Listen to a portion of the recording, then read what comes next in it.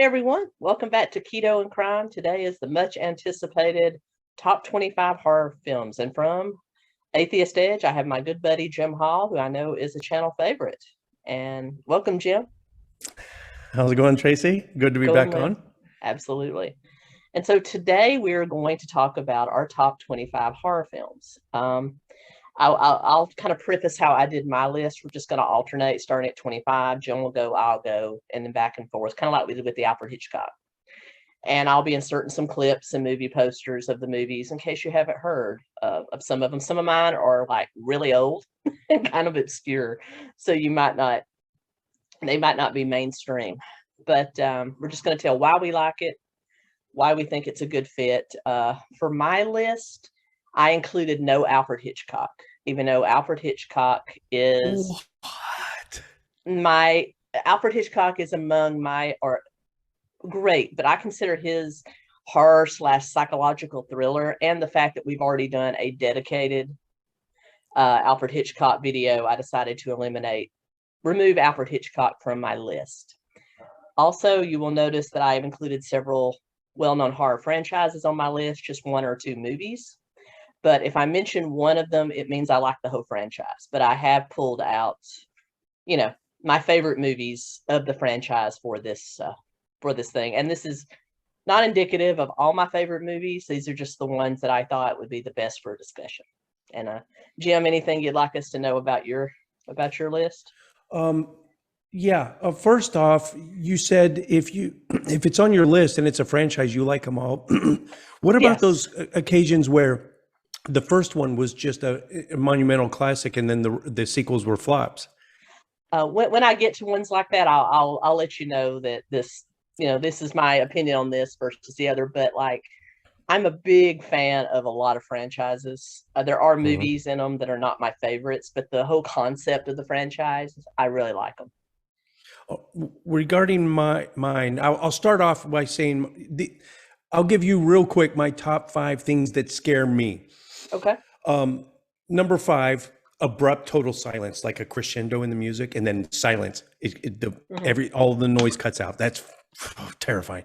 And then out of tune circus music or carousel music, like boom, boom, boom, boom, boom, boom. Oh God.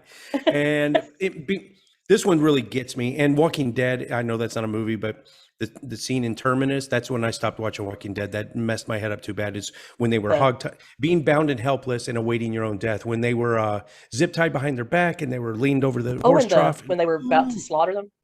Yes. I stopped watching Walking Dead from then on. It was, oh God, wow. It got me.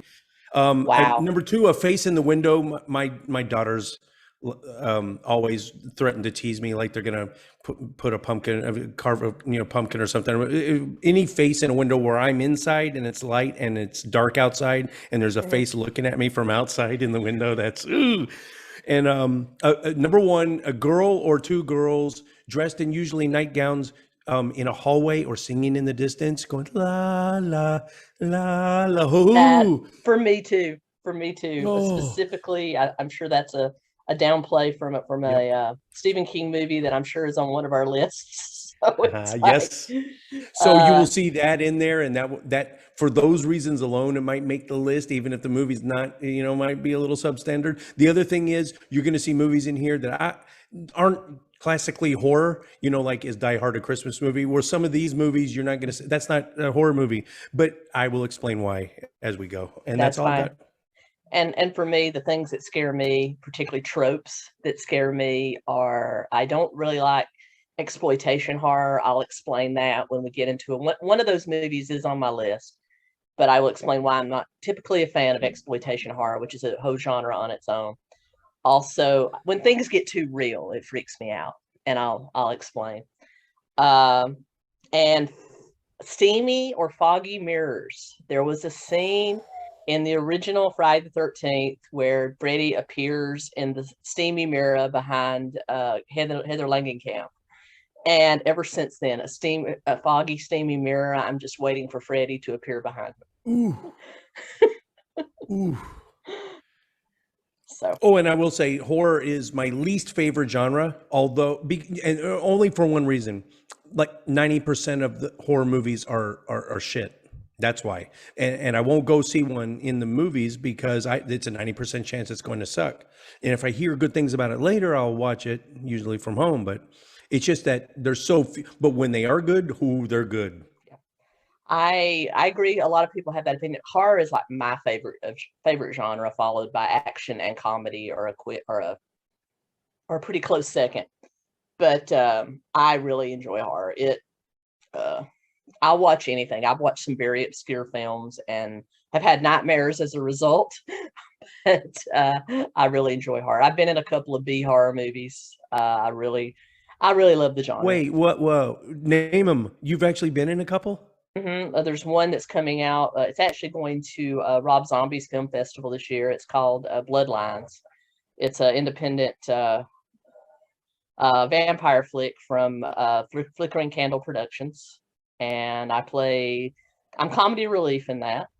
And then we just wrapped one called How It Ends, which is you'll just have to see it. It's a take on his vision for the apocalypse, and I play it was a very difficult role for me to play. I can't really talk about it, but hopefully that'll be coming out next year. I don't know if let me see on the camera which side it's on. Oh gosh, I can't even. Anyway, I've got vampire bite tattoos on my neck and on my back with blood dripping out. And I'll explain, and you're going to see a definite theme in my top 25. And I'll tell you why vampires are so appealing to me. That's interesting. Yeah. Also, I did not include any of the classic monster like Dracula, Frankenstein, the original. Did not include any of those because I have done extensive deep dives on those, and I consider them a genre apart from horror. Those are monster flicks. They're not really horror, in my opinion. But yeah, okay. All right. Let's get started. You start with Jim's number 25. Okay. Before I hit 25, I just want one honorable mention, and it only for the fact that I haven't seen it yet. But my oldest daughter assures me that it is terrifying and the most well-written horror movie she's ever seen, and it's called Orphan. I haven't seen it. Tracy, I don't know if you have, but I have a feeling it will flip you out. Really? Okay, I'm writing that down. And it's based on a quasi true story. I'll cover the true story on True Crime eventually, but it's based on a quasi true story. Yes. Orphan. Okay, I'm gonna rent that tonight, maybe. Okay, so number 25 is two of them, but they kind of go together: The Quiet Place and The Bird Box.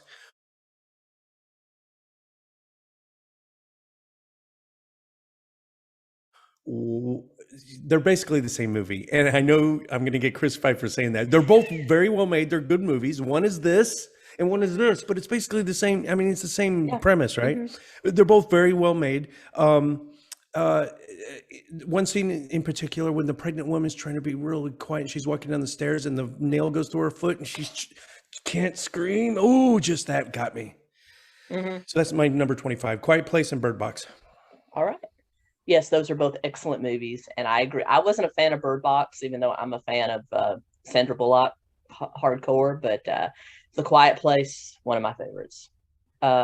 So my number 25 is 2014's The Sacrament. It is not a well-known movie. It was released in conjunction with Vice News. But basically, it falls into the genre of cult horror, not horror with cult following, but horrors about religious and cult horror.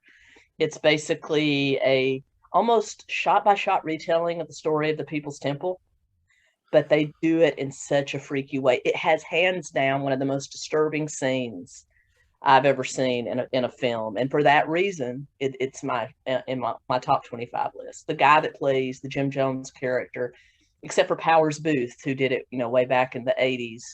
He's a dead ringer. I remember that one. He's a dead ringer. Wow. The People's Temple, that was the Jim Jones who went to Guyana. Yes. And 900 people drank everyone thinks it was Kool-Aid, but it was Flavor Aid. But interesting. Yeah. All right. 24 for me, American Psycho. The book I read in high school did numbers of I hate those snobs that say the book is way better. You gotta read the book. God, it is at least 3 times better than. And the movie was good. Movie gets inside your head, but read the book. Brad Easton Ellis, I think it was, and it just goes into way more graphic detail about what goes on inside his head, and more graphic the gory, the actual details of the murders that take place. But this is American Psycho. Is it a horror? I don't know. It's scary in concept, when you think about how it doesn't take much for a human brain wiring to go awry, and the consequences of that. Yeah. A psychopathy. It is an illness. It's a misfiring. It's a brain wired incorrectly, and the ramifications of that. That's scary to think about, how fragile we are as a human. I would absolutely consider that in horror, at least horror adjacent, because if you think about, I do true crime, so I'm all about. I've got serial killers and psychopaths on the brain most of the time. So the fact that so many well-known horror villains have been based on real-life serial killers, it feeds into just what you said. For example, Pennywise, loosely based on John Wayne Gacy. And Texas Chainsaw. Yeah. And Texas Chainsaw Massacre, Leatherface, based on 𝐥𝐬𝐬. That's yes, I knew that one. Or loosely based on 𝐥𝐬𝐬. So yes, it all comes because from they both wore their victims' faces, and made things out of human skin. Lampshades. Yeah, that's right. Number 24 for me is 1984's Children of the Corn. And I will say I'm not a huge fan of that franchise. I'll break what I said first. I liked this one, and I liked the 1992 Part 2, just because it was campy, and it was actually a satire of The Wizard of Oz. If you watch it, a lot of the same tropes was in it, was also in The Wizard of Oz. I like those. The rest of them, they lost me. But Children of the Corn frightened me as a child. I watched it, I think, late night one night when my parents were asleep, and I was scarred for life. There are scenes in that movie that I will never get out of my head, like in the diner scene where the children first start killing the adults. There's a part where somebody's hand gets forced into a meat slicer. Even though it didn't show it and it was off screen, you know what happened in that and plus Isaac, the dude that played the little cult leader, ginger. Both of them. They were just so creepy, but I've met both of those guys at horror cons, and they are the nicest people. The people that play the meanest, most villainous people are usually the nicest people. You didn't mention the preacher. That's the part that got me. When he comes to the door and he sings, "God preacher is in his holy temple." But that's, to me, it's something that we've seen that many times. That is just an exaggeration of what can happen when religion goes wrong. We've seen that. How many cults have we seen in real life that have ended up taking lives? And so that is something that could very well happen. And I think that it's that's why it's so scary. Agreed. And this one may or may not be a duplicate on my list as well. Number what? Let's see. What are we on? 23. This one doesn't hold up. So if you watch it, it's cheesy. If you watch it now, just if you watch it with a 1970s kind of eyes, and this is the movie. Everyone's got that movie as a child that scarred you for life. You probably watched it when you were way too young to actually watch it. This is the one that scarred my wife, and so I threw it in there as kind of a gesture to her, and the fact that the hand. Michael Caine stars, and he pulled it off brilliantly. The script, again, the movie doesn't really hold up. It's a really good concept. The fact that it scarred my wife as a child, and the fact that Michael Caine's in it is why it's 23. I love it. Number 23 for me is 1978's I Spit on Your Grave. And people will argue and say this isn't horror, but this is a specialized version of horror called exploitation horror. And what it is putting you in extreme real life situations, and you're horrified because what you're watching is generally horrifying. You know, in other horror movies, when somebody gets slashed up, it's kind of fun in a way because you know what's coming. It's kind of campy. Not this one. This was based, the director of this movie, it was actually banned in several countries for many years. He actually took a friend of his who was sexually assaulted to the police, and they didn't believe her. She had a broken jaw. I mean, she couldn't even speak. She had been beaten that badly, and they would do nothing. And so he wrote this movie as a result of that. And it is a woman's revenge on people. What is so generally horrifying about it is if it didn't take such a dark turn, it would just be a slice of life movie where this lady is rented a cabin out in the woods to finish the novel that she's always wanted to write. But there's absolutely no soundtrack, no music. It's dead silent the whole time. You know how music will tell you how you're supposed to feel. Not in this one. It's pretty explicit what you're supposed to feel. And when the assault begins, it's 30 minutes of just the most horrible stuff that you've ever seen. And it is generally horrifying because it's horrifying. And then you cheer for her. I knew there was a backstory to that movie. I forgot what it was, though. It kind of, does it remind you a little of Monster with Charlize Theron? Yeah. You know? Yeah. It's a dark, dark movie. And it's the only exploitation horror movie that I really like. I mean, there's others in the genre that are just horrifying for the sake of being horrifying. Serbian Film is the first one that comes to mind. Don't ever watch that. It's just, that's why I don't like exploitation horror. It's too real, but I like this one. That's exploitation horror. Okay. I hope the viewers have a notepad because I'm writing down the ones that I'm going to want to catch. And they actually did a remake of I Spit on Your Grave in 2013 and turned it into a franchise. There's like there's a remake and then 3 other parts. And I'm like, why? The director wrote that for a specific You know purpose. how that would be good is if it told the story of other women. Yeah. And that's what it does. If it bounced off the original character and went to someone else, a similar something that happened. Yeah. Then it could be a franchise. Yeah. And it's also known as Day of the Woman in some countries. Some of my viewers are in UK and Canada. It might be known as Day of the Woman wherever you are, but it's the same movie. All right. Number 21 is the one that screwed my head up as a child. And I watched it.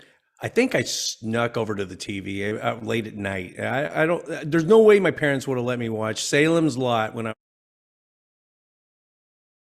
was like little bitty. I mean, single digits probably. And in my notes here, I'm not sure if it still holds up, but guess what I did in prep for this show as I went, since it messed my head up, I wanted to go back and you know what?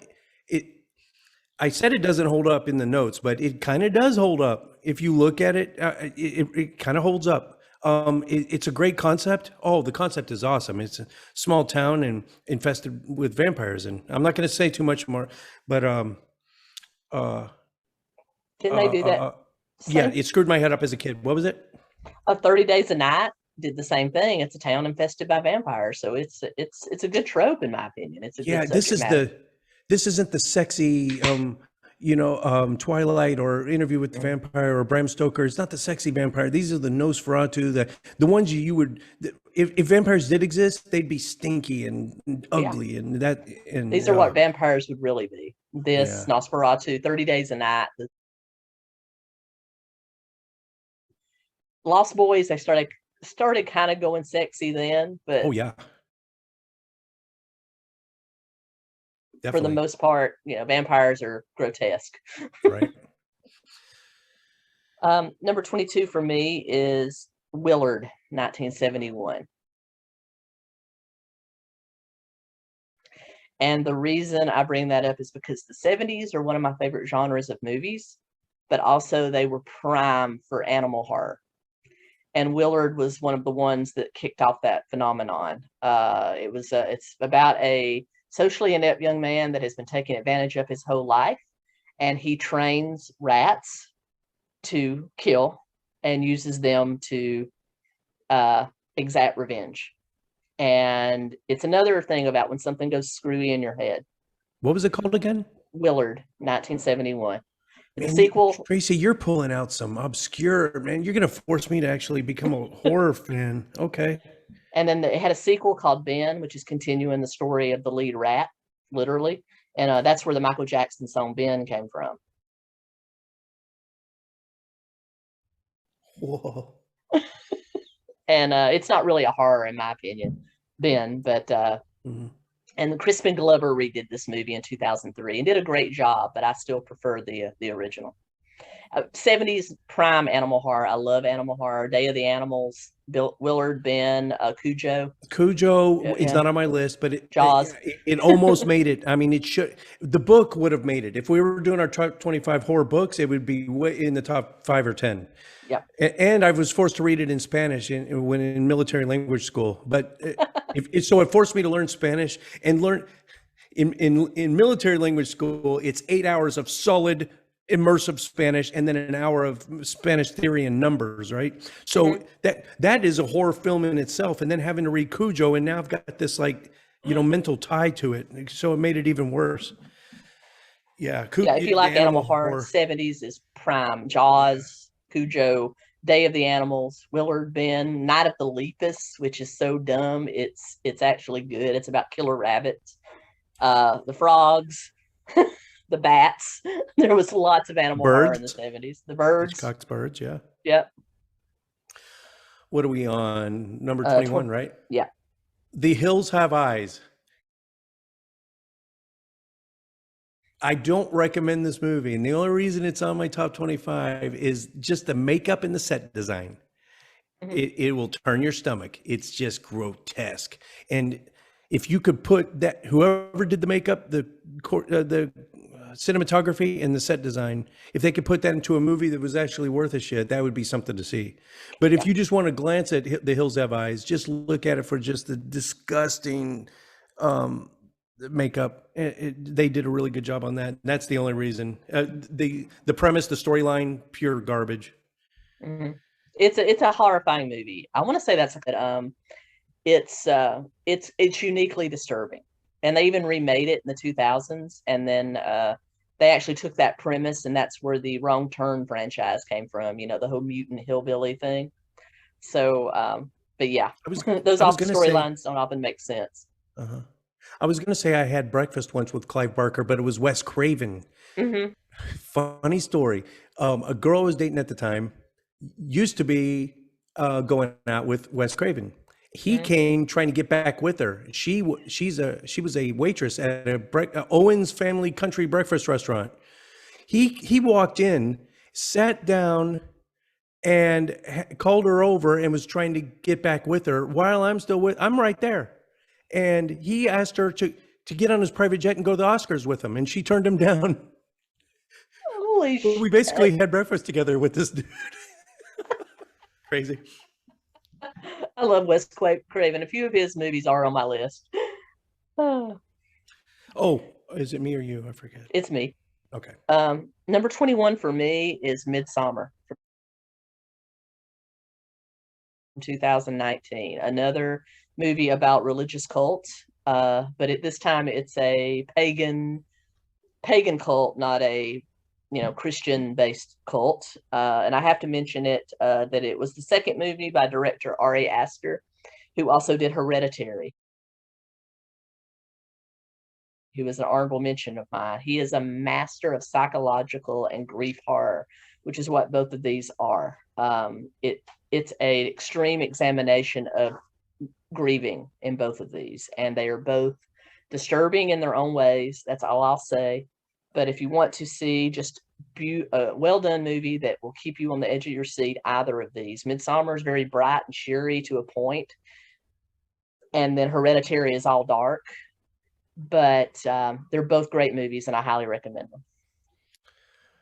them. Being the host of an atheist YouTube channel, you'd think I'd have more cult type movies on my list, but I don't equate cults and religious dogma and intolerance and indoctrination as something scary. It's more just anger inducing for me. So you're not going to find a lot of, but I get what you're saying. Yeah. The cult stuff. This is a lot like The Wicker Man, the original, not the Nicolas Cage, the original British version. Oh, then I was haven't really, seen really that. good. Are we on 20? Mhm. I put Jaws and Crawl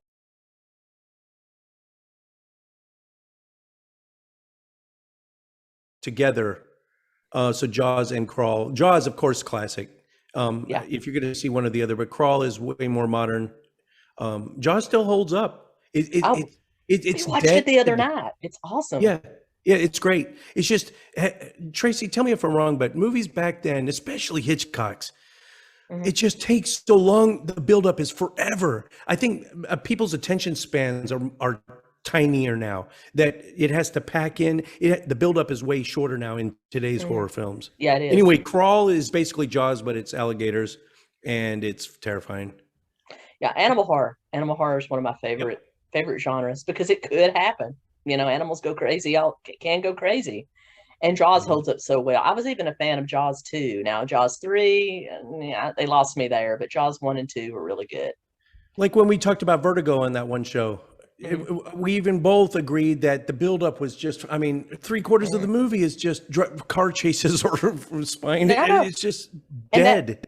that was what was great about Willard, Jaws, even Cujo. You don't see the animal very much, honestly. I mean, Jaws, he would come to the surface a little bit, and then it was mostly humans freaking out. Even the first 30 minutes is just Roy Schreider's character freaking out and closing the beaches. It's not really Jaws at all.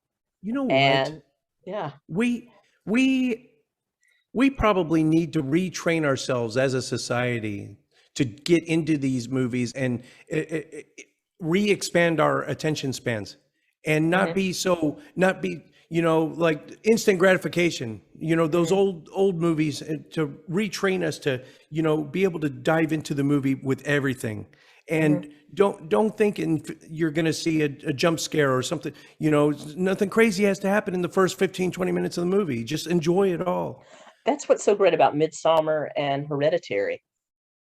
It's a slow build up. It starts as a mystery and it's a slow build, and then things start to turn creepy, but it can all have logical explanations. And then it's only in the last act that it starts to turn supernatural and you see what's happening. And that it's just, you think you have it Yeah. figured out, and then Uh-huh. so that was You're your number 20. My 20. number 20, this is where I'm going to get campy. Only because the lead actress in this film is a friend of mine. Sleepaway Camp from 1983. Uh, it's a must see. It's campy, but it's an independent film. All real people in it. There was only like two real actors in it. James Earl Jones' father is in it, and his father, not James Earl Jones, and Felicia Rose plays the lead role, and she's actually a friend of mine. She actually does the intro for my channel for me. I'll drop that here so you can see. Hey, I'm Felicia Rose, and you're watching Keto and Crime. Uh, but that's her. She's the final girl and the killer in Sleepaway Camp, and it's campy, campy, campy. It was meant to be a spoof of Friday the 13th, but went kind of wrong. But it's still worth a watch, and you'll laugh your way through it. But if you're a fan of horror, it's a must see. Did you change? Oh, you just changed the background, didn't you? You expanded No, something. no, it just Wow, popped it's on its different own. on my end. Yeah, it Forgive just me, popped on my its green own. screen. Yeah, you guys can see the edge of my green screen. That looks just ridiculous. Anyway, I don't care. I didn't change Oh, anything, I swear. It just interesting. popped. I've got two cameras running. Maybe just switch to a cam instead. Uh, oh, so campy in both senses of the word. That's Very funny. campy. Very Yeah. campy. Is it teen TNA hack and slash? Is that what you mean by campy? Like your standard fare for Yes, when people think of horror? Yeah. a lot of teenage angst, uh, Mhm. but it has the twist ending comes out of nowhere, and it was very controversial for its time, and it's still debated today on podcasts where they talk about like transgender representation.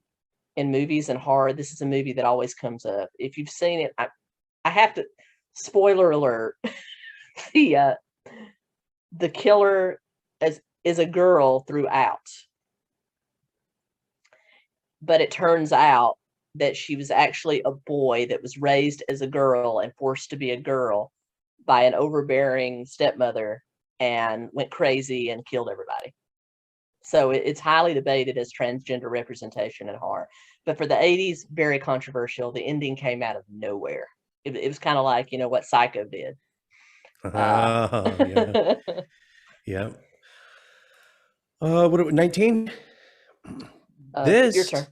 Yeah, 19, I think. Yeah. So this one, I got my two daughters, my wife, and me, and every movie that really messed our head up as a kid is on here. And this is my youngest daughter's, and she watched it with me, and I am responsible. It is my fault because I thought she was old enough to handle it, and I hadn't seen it in a while, so I watched it with her, and I immediately regretted my decision. But she was two. She didn't want to take her eyes off of it. I couldn't just turn it off in the middle. Tract. It's with John Ritter, who is my third favorite actor of all time. Died of cancer several years ago. There's a monkey killing rampage on there. However you think this movie, it's kind of like Cat's Eye was by Stephen King. It's kind of four movies in one. Mm-hmm. It's kind of like that. It switches around a lot. Mm-hmm. And none of them go the way, whatever you think is going to happen, it takes a hard right turn.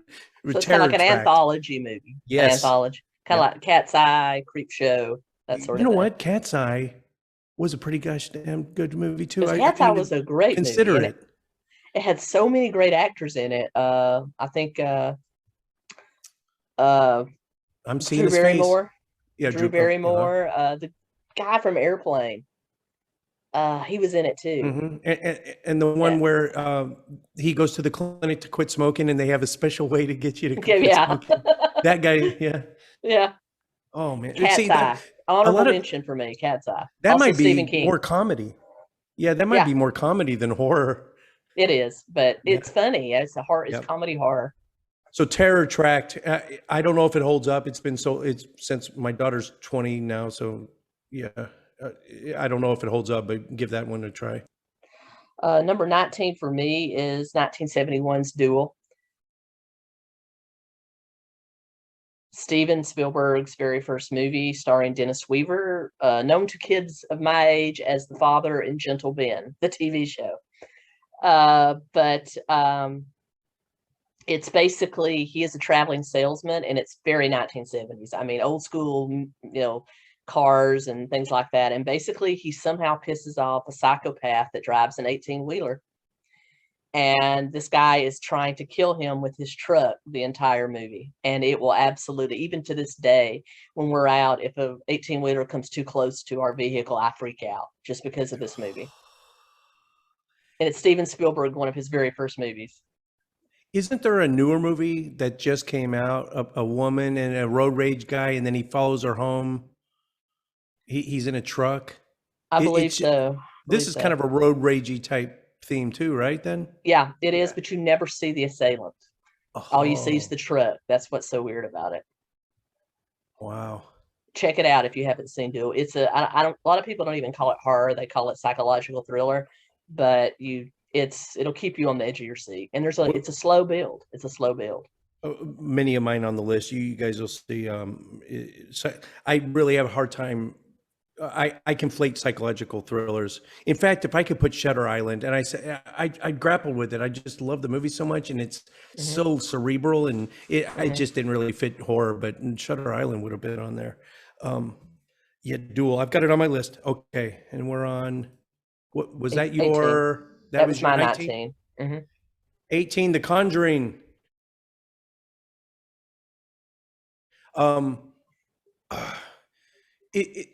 Classic trope horror. It's just standard horror written movie. Nothing special about it except for the jump scares. The cheapest and easiest way to call it a horror film and to get people to freak out in a movie theater is jump scares, and it's cheap. But they do it so well. Oh, if you're looking for a jump scare or several, yeah, watch The Conjuring. This movie falls under the whole what I call bougie horror, because there's a bougie out to get you. It's paranormal, based on the writings of Ed and Lorraine Warren, who were commissioned by the Catholic Church as demonologists and exorcists.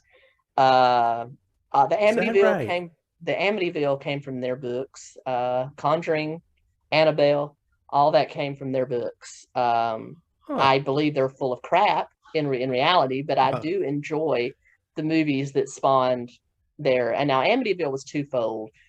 The haunting came from their writings, but there was actually a real live murder in the Amityville house. Save that, Tracy, because I have a feeling it's going to appear very high on my list. Okay. All right.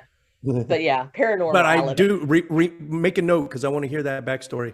All right. Yeah, I love paranormal movies. Okay, number 18 for me, Rosemary's Baby, 1968. Talk about a slow build. Even though I think he was a piece of crap in real life, Roman Polanski can make one hell of a horror. He can make one hell of a movie. You can say what you want to about him, but he's one of my favorite directors. I learned a long time ago, you got to separate the artist from the art, or, but Mia Farrow did an excellent job. Basically a woman that is possessed, or not really possessed, but she is tormented by a satanic cult. She is drugged, and her husband is an actor. He makes a deal with the devil to become rich and famous. And as a result, he offers her up to this cult to be the incubator for the Antichrist. And there's a very psychedelic scene where the whole conception occurs, and then everything else, I mean, it can kind of be explained away by real life situations. I mean, because you're not really sure if she had a dream or if it was real. But at the end, when it was revealed, and this is what freaked me out the first time I saw it, one of the women in the cult that's screaming "Hail Satan, Hail Satan" was one of Aunt Bee's friends from the Andy Griffith Show. That freaked me out. Mind scrambler. Yeah. The entire movie was a build-up. We were just talking about people's attention spans, and this one, you're going to sit through literally the entire movie before you. It's almost the a last 2-hour 5 minutes of the movie is the reveal. Explanation. Yeah, it's the reveal, because everything can be explained. They kept telling her she was having nightmares, and which could all be explained. Like, it turns out she was right. What's the movie where the guy checks in his kid at the hospital, and then they say, we have no record of your kid being admitted, and then the entire movie you're left to wonder, is it him mental breakdown, or did he really leave the kid in the hospital, and does the kid even exist? I know what you're talking about, but I can't think Gerard Butler, I think. Yeah, but I can't think of the name, but yeah. Spoiler alert, his wife and kid, he accidentally killed them on purpose off a bridge a long time ago, and it was all in his head. But you want to be rooting for him the whole movie. It's like that. Yeah. The same thing with the Sixth Sense. I mean, that build up to the end with Bruce Willis. I mean, it's not horror, but it's like I'm going to shut my mouth because build up. That may or may not be in my top 5. I'm so sorry. No problem. I'll shut up. No, you're going to do this in multiple parts, Tracy. So that'll be good incentive for people to watch part 2. Absolutely.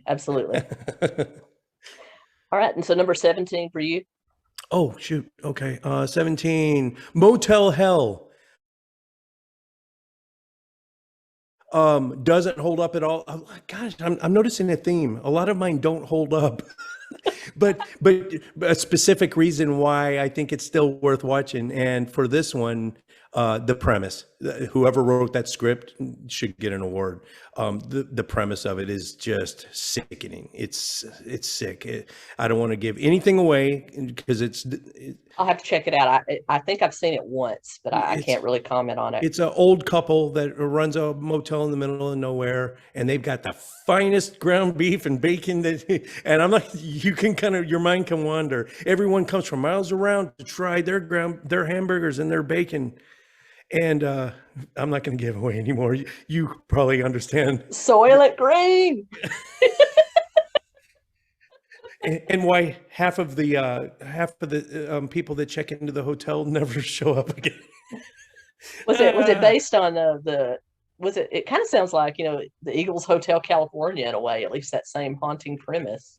Same premise, and just the way they wrote it though. And then some of the scenes, like out in the backyard, you see this field. It looks like corn growing, but it's black hefty bags. And when you pull one off, it's a head. They're buried up to their necks, and they're fermenting them. And some are still alive. Oh, dude! I got to check this out. Ugh. I got to check this out. Okay, so number 17 for me, I put 2 on here because one is the original and one is the American remake. But it's Wreck, which was made in 2008 in Spain, and the American reboot of it, Quarantine, also in 2008. And Quarantine is a shot-by-shot remake. There's no difference in it, same storyline. And it is a new take on the zombie genre, which is one of my favorite genres. But instead of some unknown virus or space virus, it's just a mutated form of rabies, which it makes it even more scary. And it is a found footage film where it's being filmed by a news crew that's trapped with first responders as it goes down. And they're trapped in an apartment building where people are getting sick and attacking. And it's a new take on zombie movies. So if you like that, Wreck is great. It is in Spanish with English subtitles, and Quarantine is the fully American remake of it. I believe it or not, I have seen it in Spanish. I might have watched it in language school. A found footage, they can be really great or really disastrous. I mean, and ones like Blair Witch, it's kind of a little of both. Some facets of it are great, and some are just shit. Just like Cloverfield. Yeah, some parts of it are great, and other aspects of it and if you have epilepsy or it gives you kind of nausea, not if you get nauseous with the bouncing camera kind of thing, but those were really well done. It captivates you from first moment, and it's so scary because viruses mutate. Could that really happen to rabies? This will come up again in our talk, but just like you were saying earlier, the things that could happen in reality, the very plausible is usually the most terrifying. Yeah, and that's why that one is so scary. Yep. Because you have one person that's asking a doctor that is trapped, that lives in the building, well, how do we treat it? He goes, there is no treatment for rabies once you show symptoms. It's 100% fatal. And that's when you go, boom, And I looked it up. That's actually the truth. That's the reason if you get bit by a possible rabid animal, you're supposed to go immediately and get treated, because once you show symptoms, it's all over. Oh, and I've heard that it's a needle this long and it goes in your belly button. Yeah, it's prophylaxis, antivirals to try to stop it from becoming symptomatic. But once you show symptoms, it's all over. Number 16. Jacob's Ladder and 12 Monkeys. I put these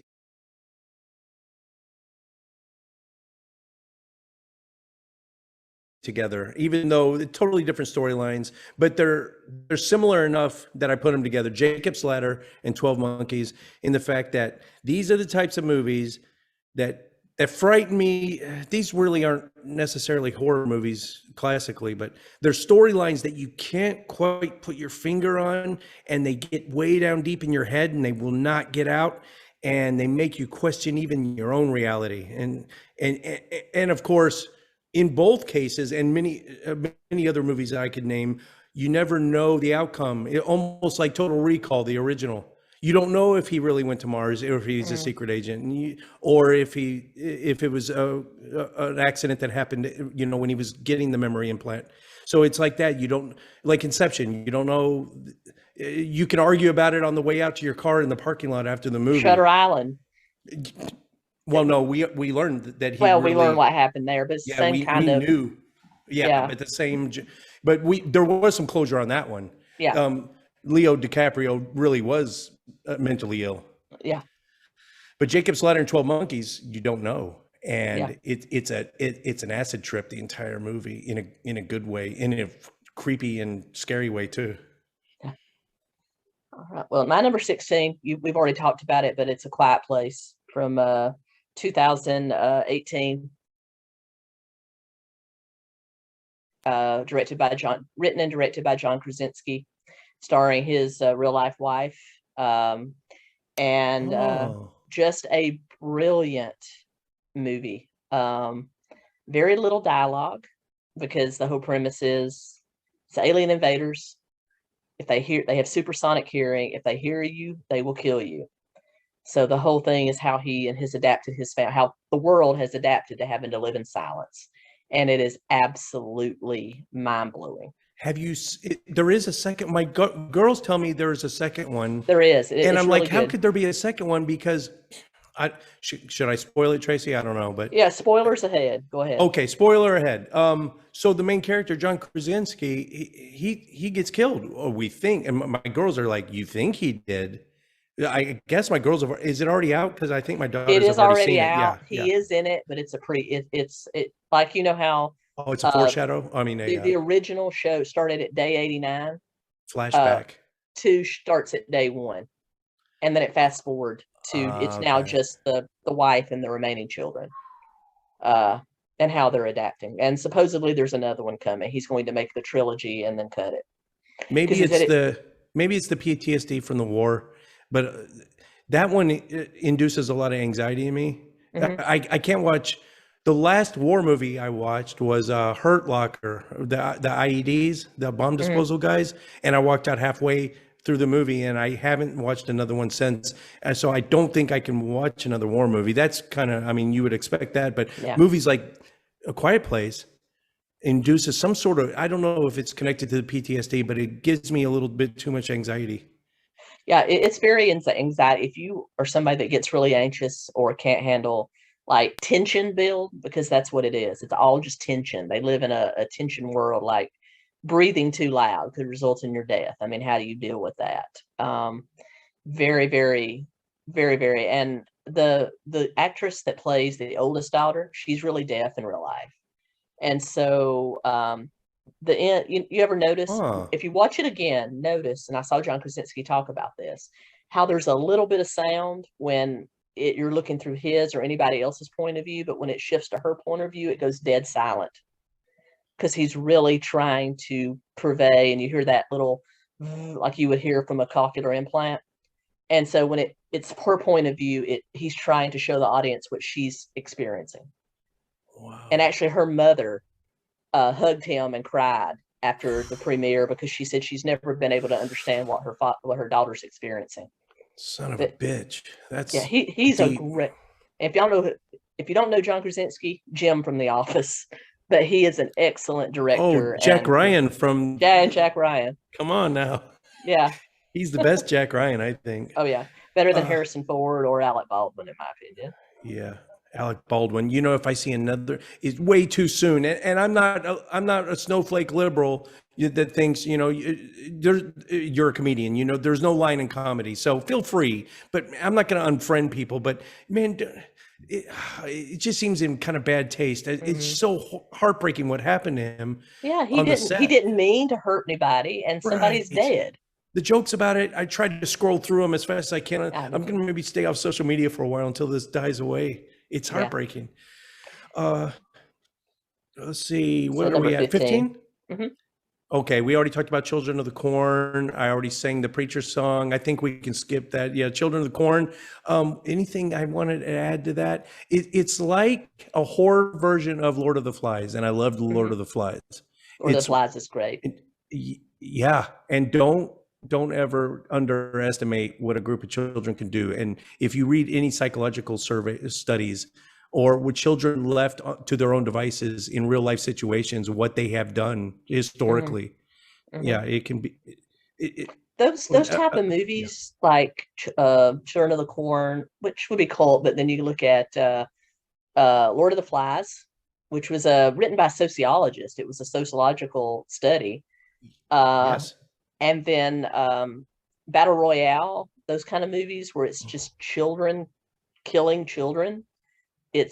Battle Royale is an excellent Japanese movie from early 2000s that many say the Hunger Games ripped off in a way. I'm not going to get into that controversy, but it's basically a group of Japanese children that have to fight to the death, and is extremely bloody. But if you like Hunger Games, if you like that kind of movie, you would like Battle Royale. And also Lord of the Flies. Lord of the Flies Is it would be a good subtitled? introduction to that. It is no, it's in dubbed English. Okay. You can get a subtitle, but I watched it with the bad dubbing. Fun fact, I was a linguist before I even went in the military, and I took 3 years of Japanese in college. But as soon as the military force fed me Spanish, all my Japanese leaked out my ears.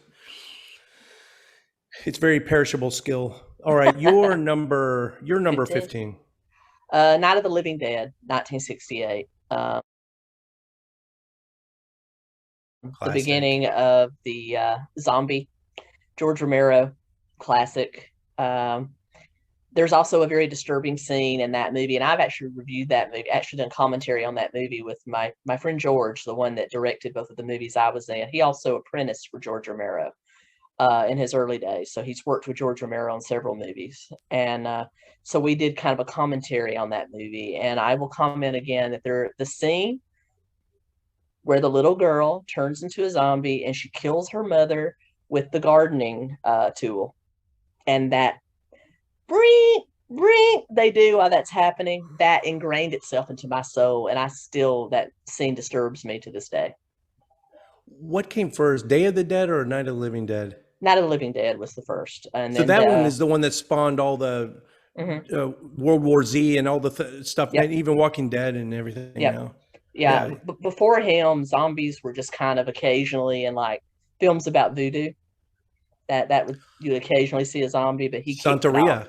Yeah. There's some sort of powder, like in the Santeria rituals, when they bury some people they don't know if they're dead yet. It might be a form of paralysis. They put a powder on them. They can come back to life, and they crawl through their grave and come up and wander the town. I think that's how it's in Haiti, right? Yeah, Haiti. Yeah. Wow. Okay. So you're number 17, right? 15. Oh gosh, we're way up there. No, 15 is done. Okay, you're 14. 14. 14. Sorry. 14 is my favorite movie, my favorite motion picture of all time. And I didn't shoehorn it into this because I had to talk about it again. I really feel like it belongs here. It is definitely not a horror movie, but the way I will explain it, it's horrifying. The Matrix.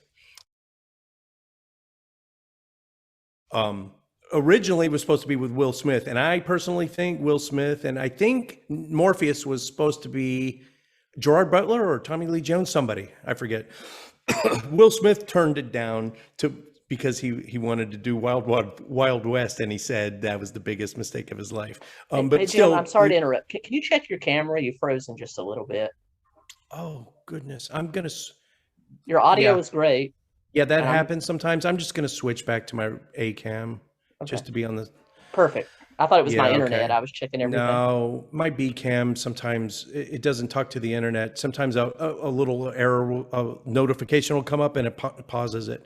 Okay, a Matrix, and so it's still my favorite motion picture of all time, hands down. It leaps and bounds. The technology for 1999, it was 10, 15 years ahead of its time. But the reason I think it's horror is because, as you well know, I think we've talked about it on your show probably multiple times, that I'm a huge proponent of being careful.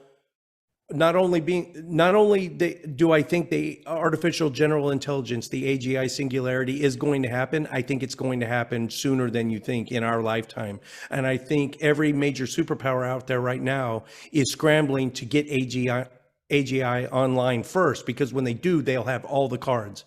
And it's going to exponentially change everything since the invention of fire, or harnessing electromagnetism, Or growing It's wheat, Yeah. completely, yes. It's going to make the agricultural revolution look like nothing. It's going to change everything about our lives.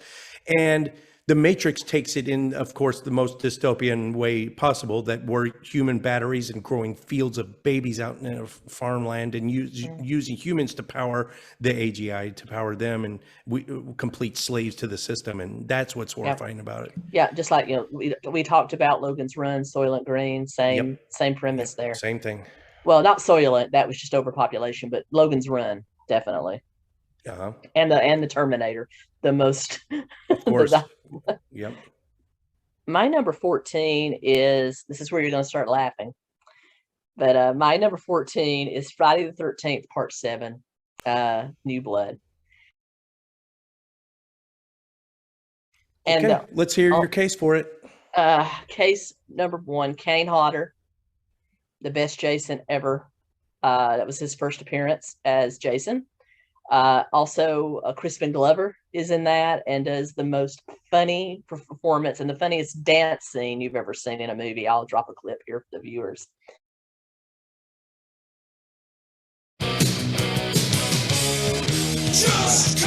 Would you care to dance? It's good. Oh, good. Don't ask me to stay.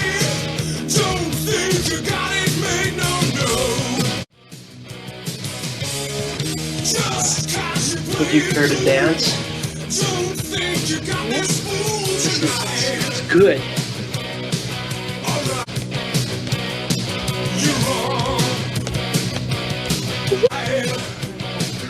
Oh, good. Don't ask me to stay. Don't think cause you can't make it anymore. I know what you're waiting. If you got it made, no. You're wrong. Oh, I should turn away and walk right out that door because I know. But and finally, it was basically when Freddie versus Jason, which didn't come out until the 2000s, was in development hell. That this person had the rights, this person had the rights. They didn't want to come to a meeting, so they were trying to come up with a way to reboot the Friday the 13th franchise. And they decided that, okay, we'll do Jason versus Carrie. But they couldn't get the rights to Carrie. So this is Jason versus a telekinetic teenager. And it is bring Drew Barrymore back. Jason versus Firestarter. That would be awesome. That'd be badass. But it's a telekinetic teenager named Tina. She does it's just fun. And Kane Hodder does all of his own stunts. He actually goes through a full body protected burn for 17 seconds, which is an unbelievable amount of time to make that movie. And just the special effects are awesome. And also, it's also known as Friday the 13th, because almost everybody in the cast was gay for some reason. Crispin Glover is gay, I think. He's never come out. He's never married, has no children. But he's never out. He's the sidekick in the Back to the Future, right? With Michael J. Fox. Is that Crispin Glover? He played George McFly in the first one. McFly. That's right. Yeah. Yep. And People versus Larry Flint. He was in the remake of Willard. He always plays really creepy, like there's just a little off kind of characters. I like the direction that who is it that played Harry Potter? Everything he's done since Daniel Radcliffe. He's gone in some really cool directions. I like his choices for what he chooses to star in since the Harry Potter series. Because same deal. But that's my case for it. A lot of people don't like it. They think it's one of the worst in the franchise, but I like it. It's just, it spoke to me. I'm not scared by it. To me, it's just good entertainment because it's obviously fake, but that's what makes it so fun. It's like professional wrestling. You know, it's fake, but it's still entertaining. Right.